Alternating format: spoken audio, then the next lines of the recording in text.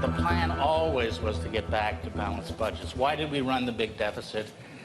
Because we were concerned that we would have millions and millions of Canadians out of work, and that we would have a long, dark, deep recession. Finance Minister Jim Flaherty had some good news to deliver this week. A $3.7 billion surplus expected for 2015. The timing, of course, couldn't be better as the government struggles to put the Senate scandal behind it. We're back with round two of Sunday Scrum. Susan Riley and Rosie Barton in Ottawa, Jamie Watt in Toronto. So, Jamie, this economic update, obviously good news, the idea of a surplus, which means perhaps some pre-election goodies. The political calculation here is no mystery, no secret, right? I would say it's crucial news, Nancy, that if they didn't get this right, they were in serious, serious trouble. Remember, people didn't hire Stephen Harper, didn't vote for Stephen Harper and Jim Flaherty to read them a bedtime story and tuck them into bed. Right? They hired would be them. Scary. They hired them, but that's not their job.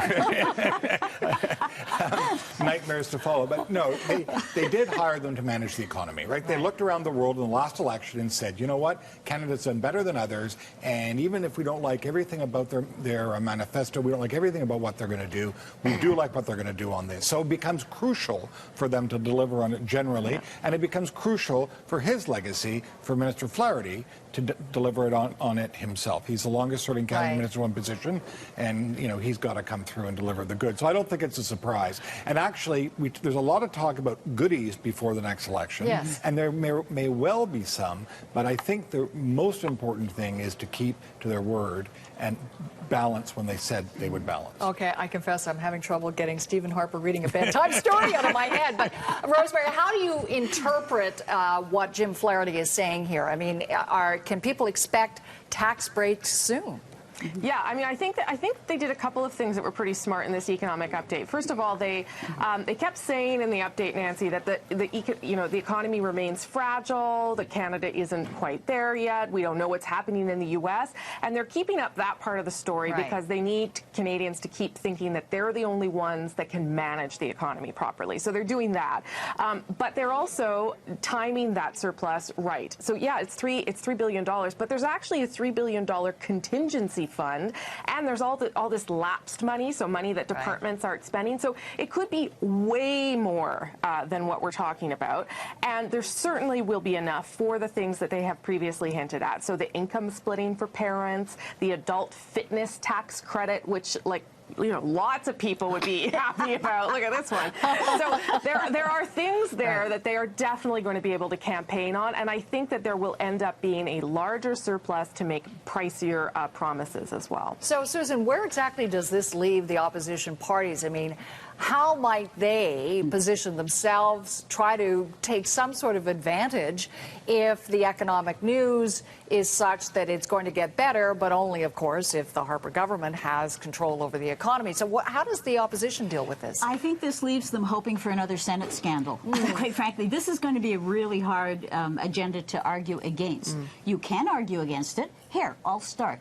The things they're promising, income splitting, for example, for two income families, for one income families where one of the partners stays home to take care of the children. And the other promise is to double the tax savings accounts from 5,000 to 10,000. But manifestly are of advantage to the middle class, even the upper middle class, I would argue. And so people will argue. So that these promises are really targeted. They're not going to do anything for a lot of Canadians who are struggling. That will be their argument. I'm not sure how persuasive that argument will be in the end. It's really hard to argue against tax relief. So, we'll certainly see how this plays out. The House resumes sitting, of course, tomorrow, so we'll just see what are some of the lead-off questions in question period. Want to talk now about the by-elections, which will be held November 25th. One by-election in particular in the riding of Toronto Centre.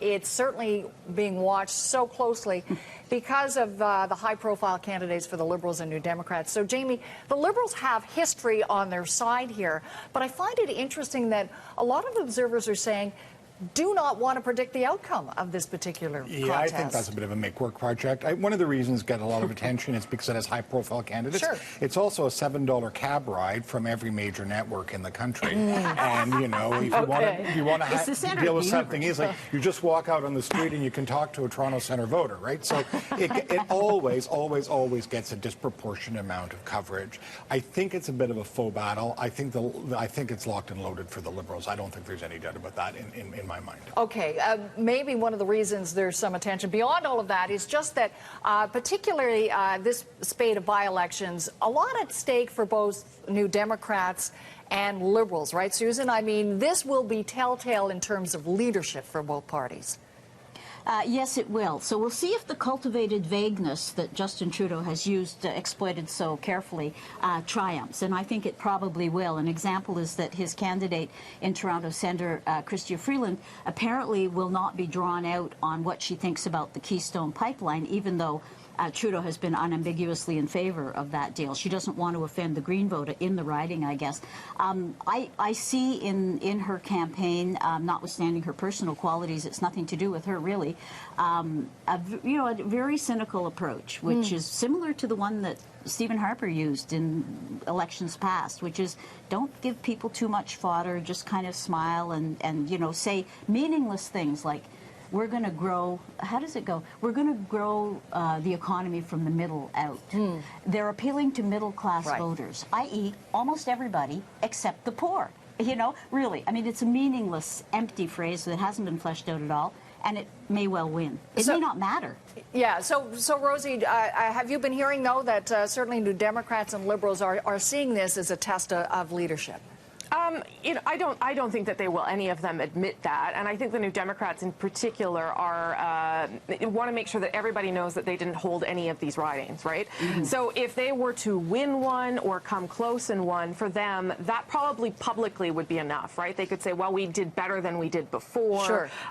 They don't have a whole lot to lose here. In spite of that, you know, the races are interesting, and I have to say they are interesting beyond Toronto Centre. And if I don't say that, I'll get angry tweets. So the one in Barossa is interesting, and there's some interesting tightening, I think, happening there between the Liberals and the NDP. And the two in Manitoba, I think, there's the Brandon Sears one we were talking about before, might be surprising to people. I'm not sure that the Conservatives have it all locked up. So they are interesting, and they're a test of everybody, and they're a test of what is happening and has happened over the past number of weeks. Okay, well, we'll certainly keep our eyes peeled. Just want to give a programming heads up for everyone. Just going back to Toronto Centre, forgive me, but Linda McQuaig, the NDP candidate, will be talking to us next hour at 11:15 Eastern Time, so looking forward to that.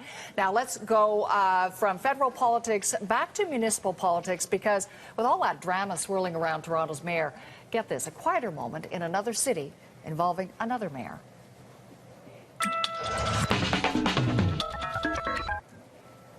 Idéalement, nous sommes ce que nous pensons. Dans la réalité, nous sommes ce que nous accomplissons. Merci tout le monde. Bonne journée. That's the new mayor of Montreal, Denis Coderre. Coderre was officially sworn in Thursday night. No secret that the job's been somewhat of a career killer for some of his predecessors. I think that's fair to say. So we wanted to ask very quickly, what are some of the challenges facing Denis Coderre, former federal Liberal? So, Susan, how about you just start very quickly? What do you think the challenge is? Montreal's got one of the most secretive governments in the whole country, including Ottawa even, and I don't mean municipally.